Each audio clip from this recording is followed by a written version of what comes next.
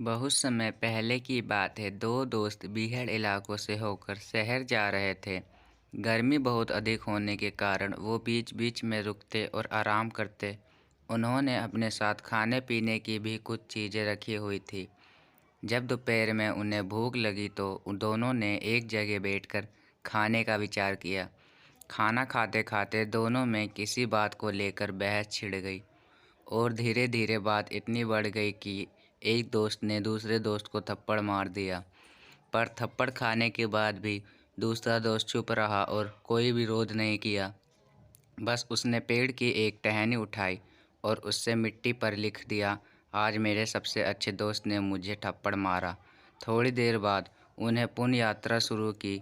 मनमुटाव होने के कारण वो बिना एक दूसरे से बात किए आगे बढ़ते जा रहे थे कि तभी थप्पड़ खाए दोस्त के चीखने की आवाज़ आई। वह गलती से दलदल में फंस गया था। दूसरे दोस्त ने तेज़ी दिखाते हुए उसकी मदद की और उसे दलदल से निकाल दिया। इस बार भी वह दोस्त कुछ नहीं बोला। उसने बस एक नुकीला पत्थर उठाया और एक विशाल पेड़ के तने पर लिखने का लगा, आज मेरे सबसे अच्छे दोस्त ने मेरी जान बचाई। उसे ऐसा करते देख दूसरे मित्र से रहा नहीं गया और उसने पूछा, जब मैंने तुम्हें पत्थर मारा तो तुमने मिट्टी पर लिखा और जब मैंने तुम्हारी जान बचाई तो तुम पेड़ के तने पर कुदेर कुदेर कर लिख रहे हो, ऐसा क्यों? जब कोई तकलीफ़ दे तो हमें उसे अंदर तक नहीं बैठाना चाहिए ताकि समारूपी हवाएं इस मिट्टी की तरह ही उस तकलीफ़ को हमारे जहन से बाहर ले जाए। लेकिन जब कोई हमारे लिए कुछ अच्छा करे तो उसे इतनी गहराई से अपने मन में बसा लेना चाहिए कि वो कभी हमारे ज़हन से मिट ना सके। दोस्त का जवाब आया, एक बार एक किसान की घड़ी कहीं खो गई थी। वैसे तो घड़ी कीमती नहीं थी, पर किसान उससे भावनात्मक रूप से जुड़ा हुआ था और किसी भी तरह से वापस पाना चाहता था। उसने खुद भी घड़ी खोजने का बहुत प्रयास किया।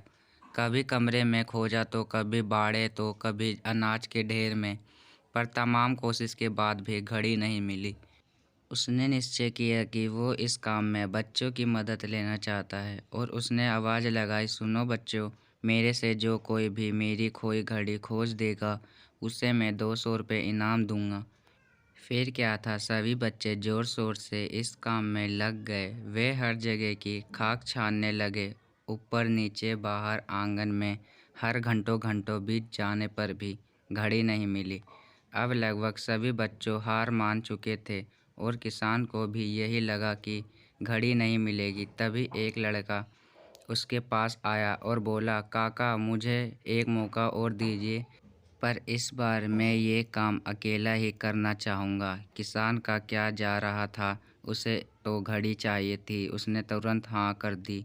लड़का एक एक करके घर के कमरों में जाने लगा और जब वह किसान के शयन कक्ष से निकला तो घड़ी उसके हाथ में थी। किसान घड़ी देख के प्रसन्न हो गया और अचरज से पूछा, बेटा कहाँ थी ये घड़ी, और जहाँ हम सभी असफलता हो गए तुमने इसे कैसे ढूंढ निकाला? लड़का बोला, काका मैंने कुछ नहीं किया, बस मैं तो कमरे में गया और चुपचाप बैठ गया और घड़ी की आवाज़ पर ध्यान केंद्रित करने लगा। कमरे में शांति होने के कारण मुझे घड़ी की टिक टिक सुनाई दे गई, जिसमें मैंने उसकी दिशा का अंदाज़ा लगा लिया और अलमारी के पीछे गिरी ये घड़ी खोज निकाली।